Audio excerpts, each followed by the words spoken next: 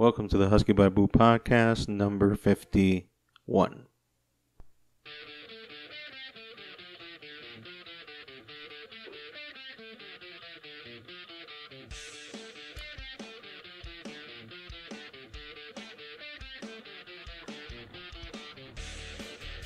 Hello, boys and girls.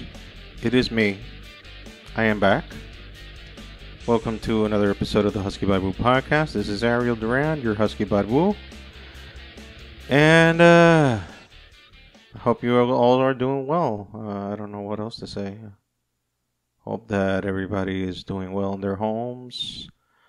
Resting out what is left of this pandemic. Here in my neck of the woods, half of the island, our half of the island, and more specifically, over half of the country in my end of the island, COVID came back with a vengeance with different versions of the COVID. I think there is the New York version, the European version, or I don't know which version. The thing is that there are multiple versions of COVID. And I'm not going to go with the whole, conspiracy theory things. Oh, they're discussing now that it did come from a lab and it was man-made. You know what? At this point, I really don't give a shit where it came from. I really don't care. The thing is that half of the island seems to gone to a harder curfew, except my neck of the woods, my specific neck of the woods, which we're acting like there is no code because apparently it seems that where I live, people are a bit more civilized and took the necessary precautions more seriously. And people are getting vaccinated more efficiently on this side, so cases dropping. But, with the whole rumors about whether that you're going to get 5G or a chip implanted if you get the vaccine. I don't know what to tell you in that regard. I don't know what to I don't know what to tell you. I mean, other than this. Now, fuck off. That's the nicest way Bullet-Tooth Tony has to say it. I mean, I don't know how else to tell you people, because those things, all those stories, they are 100% bullshit. Yes. So anyway, let's not talk about all that, very beautiful subject matter. Let's talk about other shit that has my interest at this moment. This has been for wrestling fans, and yes, I'm like, oh my god, you're going to talk about wrestling? Yes, I'm a fucking mark. Deal with it. If you don't like it, stick it up where the sun don't shine. Anyway,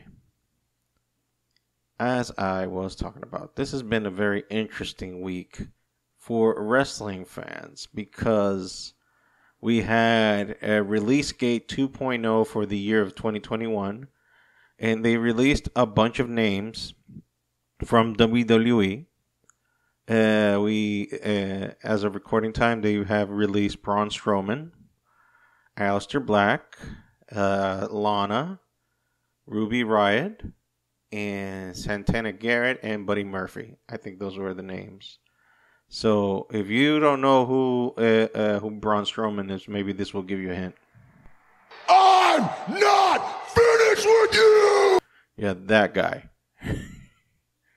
Basically, WWE did this. Thank you, fuck you, bye! Exactly. Also, past weekend, we heard this man. That's what I do! That is Mark Henry, make his appearance on AEW. I'm like, well, so anybody that has a Hall of Fame ring in WWE is just going to end up in AEW eventually? I know this is riveting stuff. I mean, all of you guys are very riveted or all this information. This is like, oh my God, please tell us more about this ultimate, ever-loving information. Well, the other thing that's going on, the rumor mill, the thing I'm talking about wrestling, is because due to all these releases, the the word on the street or the word on the grapevines of the internet is that WWE will probably sell to the highest bidder. And normally I wouldn't give two thoughts about it, but and I'm not saying I'm convinced. I'm not totally convinced. I'm partially convinced. I'm not even that convinced. I'm like, well, it's a possibility. It's more that the mentality I have. It's possible. Why I entertain the idea is because, well, look, they fired all these people. They sold a network in the U.S. to Peacock for NBC. And basically, if you live in the States, that's the only way you're going to get the network unless you use a VPN.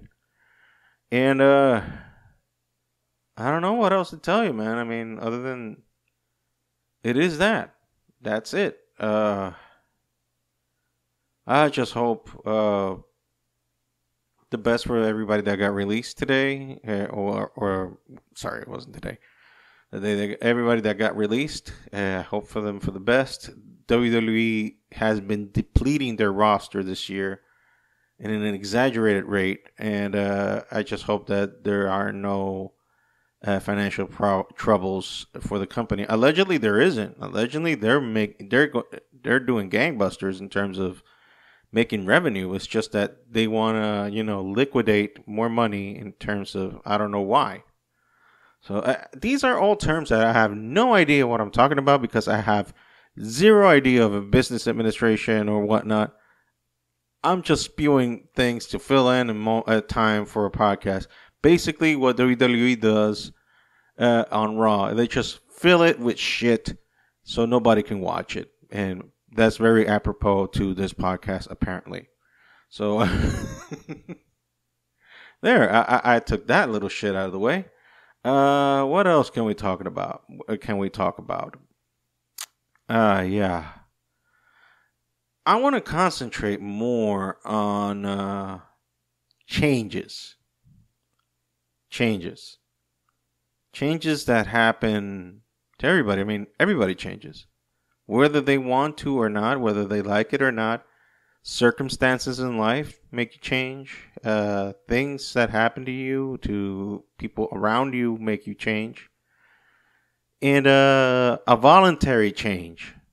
It is not something that most people welcome, unless you're a freaking freak or crazy or cuckoo. I don't know. But most people, don't like changes. They usually like to be comfortable and everybody's basically the lifestyle, the Dominican lifestyle is to seek what is the easiest way to make income and live the most most leisure life possible. Like taking it easy to the 10th degree. Basically, a little dated reference. Everybody wants to be Charlie Harper from 2.5 Men. I know this is an old reference, a show that no longer exists. A character that was unceremoniously canceled due to said actor who played character being, an incoherent jackass who basically got himself fired. But be that as it may, yeah, that's the life. That's the life that everybody wants. Everybody wants like the easy things, but they're not willing to go for hard on the paint They're not willing to make sacrifices. And why? Because it's hard. You want things to be done easily. You want things like for example, we live in the most neutered generation now.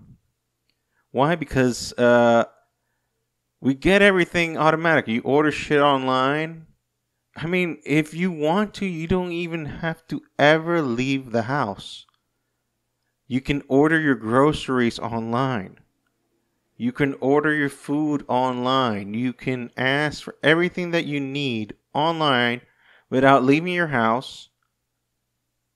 And I'm talking about my example. I'm not even talking about in the States. I haven't lived in the States in the longest of time.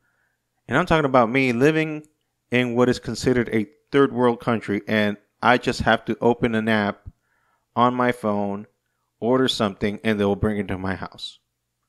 It is that simple. So we're living in a fascinating time when things are like pretty much given to us in a silver platter. Yet, we don't want to go for the hard things in life. We want the easy route. We don't want the hard route. So sometimes life takes us to the hard route, and it makes you go through what is normally called the crossroads. An intersection, if you will.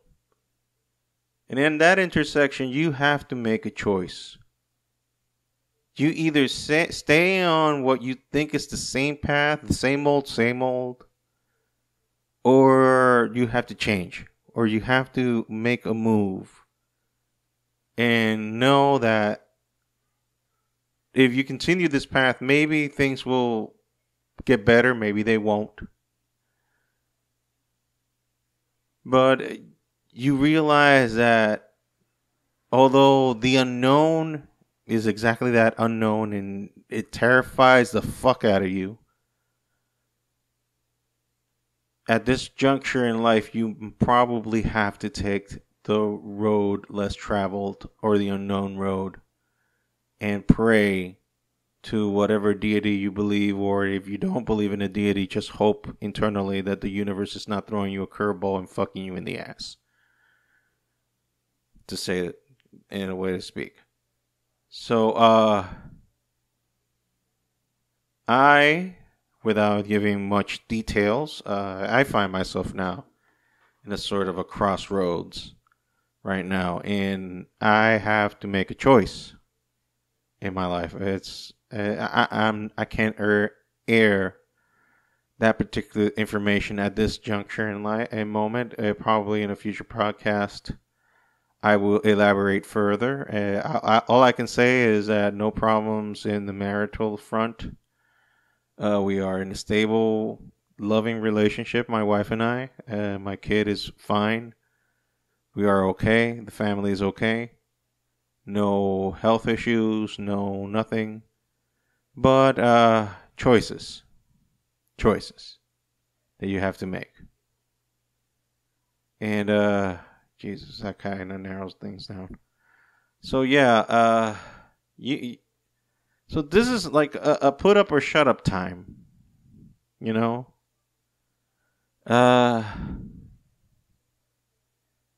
It pushes me to walk a path.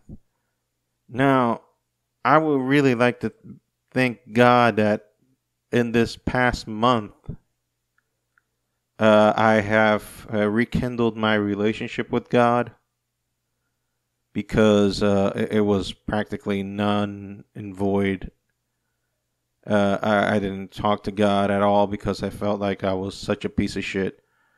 That thought hasn't changed much, by the way, but still, I thought I was such a piece of shit that I didn't deserve any grace extended to my being, and that I didn't deserve to talk with the Almighty because He didn't have the time of day to drop any sort of knowledge or any sort of time to guide me or show me any way. But I have to say that in a very weird, non-religious, no hooky-pooky woo thing, He's been with me. God has.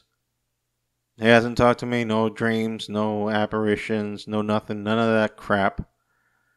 It's just that a still, silent encouragement in my heart, like a steady voice in my heart that I feel that is saying, keep on, Don't quit. Let me guide you. Let me take the wheel and just chill for a moment and let me do the rest. You just chill and I'll do the rest. That's how I felt, to say the least. So,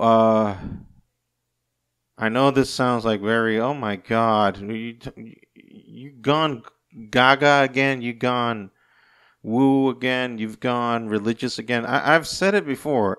I'm a believer. I believe in God, but I'm not necessarily your very hoity-toity version of a believer in God. I cuss like a motherfucking sailor. I listen to shit that probably a Christian shouldn't listen to. Or who gives a shit? It's like, who the fuck invented these parameters that you have to be a certain way to be a real Christian? What the fuck is a real Christian anyways? In my book, if you're not fucking women on the side while being married, or lying to people, or cheating them out of their money, using the name of God to make yourself rich, you're okay in my book. If you don't do those things, you're not a lying sack of shit. You're pretty much on the okay book. I mean, you'll fuck up in other areas because guess what? Human is, human does. And what humans do in an abundance and in a very special, supernatural way, we fuck up. Like royally. Like that's what we do. Like Mark Henry says, that's what we do. So, this whole thing that acting like, well, Christians shouldn't say this. Christians should... Look, I'd rather live openly with my flaws than to pretend to be this holier-than-thou asshole and being something far more worse inside. And you know what that worst thing is? Lying to yourself. 'Cause, I mean, people see right through you. And the ones that believe your bullshit are worse than you. Because they have no brain. They have fucking zero brain. The ones that believe the bullshit. I was one. I didn't have no fucking brains. Now I really understand what Jesus was trying to say. You gotta love God with all your heart and with all your mind. It's like, yeah, there's emotions involved in this thing, and you gotta put some heart in it. But you gotta use your fucking brain, too. You just don't follow this shit brainless. And like leave your brain out of the window and just follow all this mumbo jumbo. No, use your fucking brain. Use your fucking head. And that's what I'm trying to do. I'm trying to balance the true spiritual knowledge of this, because there are true spiritual knowledge within the Christianity, but I'm also putting some fucking brains into it, because once the brainless start running, holy shit. Holy fucking shit. Holy shit. The things that I've seen, the things that I've heard, the things that just make me fucking nauseous, that fucking irritates the shit out of me. Holy shit. It pisses me off to no end. So, all of that just to say, yeah, retaking communion with God, not going full throttle in the whole religious zealot kind of way, but doing it in a practical manner. Doing it, like, I don't want to describe it. Because the thing is that we're talking. God and I, we're talking. Does God talk to you? No, God damn it, I'm not hearing any fucking voices. I check myself in a fucking hospital if that were the case. What I'm just saying is that if you articulate that you have a belief system, you might as well live by it, you know? And he was like, well, there probably is a God, but fuck it.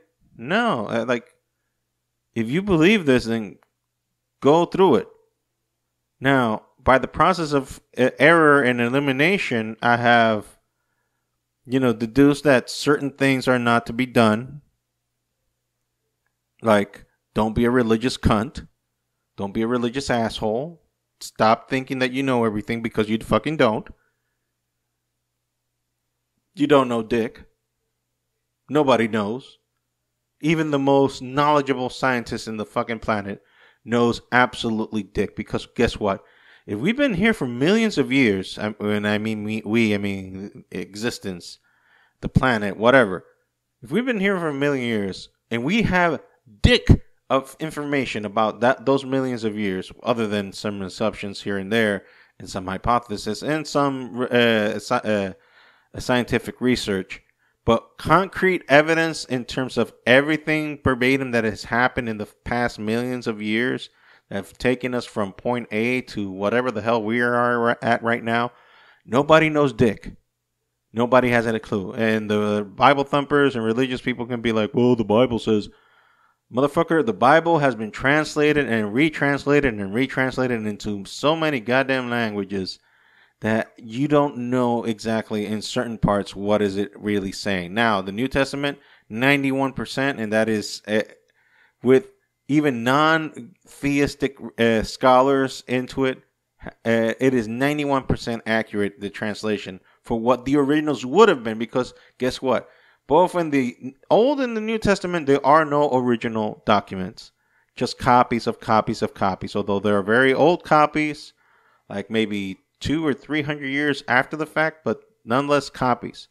And the reason we can determine that those copies are indeed real is because it is very close to what the original church was saying, according to what word of mouth and some other documents other than the Bible register that Christians believe. So, Jesus Christ, why the fuck I have to go there? I always feel the need that I have to be this kind of curse word apologist for the Christian faith all of a sudden, where nobody's questioning me. This is my goddamn podcast. I don't have somebody even behind me like, you have to explain this to... No. And by the way, I'm just spewing out of my fucking brain for all the fucking little details that I've heard from other people. And guess what? They're probably full of shit too. So don't fucking listen to me. Don't fucking listen to me. I don't know dick. I just regurgitate what I've heard. I'm repeating what I heard. But I try to stay well informed. I try. So what I'm trying to say is that I'm coming from a place where I'm trying to be honest to myself in terms of not bullshitting myself. And guess what? When you don't bullshit yourself, you don't bullshit others. So I'm trying to come at this with a perspective of faith. Jesus Christ. Sam, give it to me. Give it to me, Sam. Motherfucker, do you speak it? Wow, with echoes and everything. I think people didn't hear you clearly, Sam. Say it again. English, motherfucker, do you speak it? There you go. So no, I don't speak it. Sam, sorry. So, yeah, Crossroads, decisions. I'm in the middle of one. I'm scared, shitless, to say the very least. But that internal voice, that something that I equate to God, could be bad acid reflux. I don't know.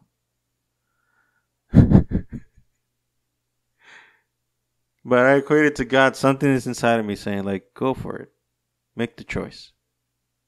What's that choice? I can't tell. I can't say.